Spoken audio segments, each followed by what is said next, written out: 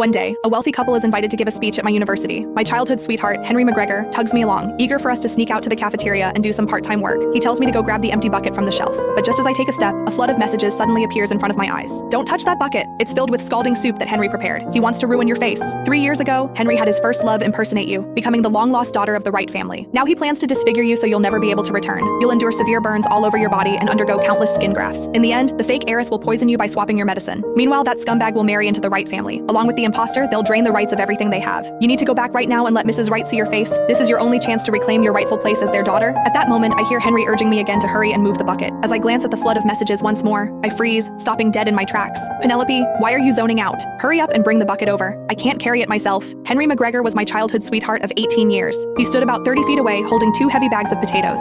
The flood of messages kept bombarding my vision. My poor heroine, please don't touch that bucket. Run. Your face is identical to Mrs. Wright's. If it's ruined, you'll never be able to return home. My legs trembled as I slowly took a step back. Henry called out to me twice more. When he noticed I wasn't moving, he took a couple of steps forward. Penelope, what's going on in your head? Glancing away from the bucket, I asked, Henry, I heard Mr. Victor Wright is here to give a speech today. He found his long-lost daughter a few years ago, didn't he? Henry's eyes widened, but he quickly masked his surprise with a shrug. How would I know about the affairs of rich people? But if we don't finish the job, we won't get paid today. He kept urging me, but I simply sat down at the doorway. I'm a little tired. Can I rest for just 2 minutes? Henry's anxiety grew. You can rest after moving the bucket. The more anxious he got, the more suspicious I became. Ignoring him, I took out my phone and quickly searched online. Sure enough, I found the Wright family's news from 3 years ago. The young woman crying in Ursula Wright's embrace was none other than Clara O'Malley, our childhood friend. It made sense now why Clara had changed her last name to Wright just as freshman year started. She had even told me it was because a fortune teller had advised her to do so. Biting my lip, I held out my phone to Henry, who was still pressing me to move the bucket. Isn't this Clara? Henry swallowed hard, avoiding my gaze. I guess so, but I've been busy with work. I don't have time to worry about such trivial things. Now, hurry up and move the bucket, will you? Once we're done, I'll take you out for some crawfish. Why was he changing the subject? It was obvious he was hiding something. It felt like my heart was being ripped from my chest. I was just 2 years old when I was abducted. A year after arriving at my new home, my adoptive parents abandoned me. It was at the orphanage where I met Henry. He was the same age as me. We grew up together as childhood sweethearts and eventually found ourselves at the same university. Over the years, he took great care of me. He'd save up to buy me snacks and even took me out during the holidays. When my classmates teased me for being an orphan, he took up martial arts just to protect me. He even pinned down the ones who bullied me and made them apologize.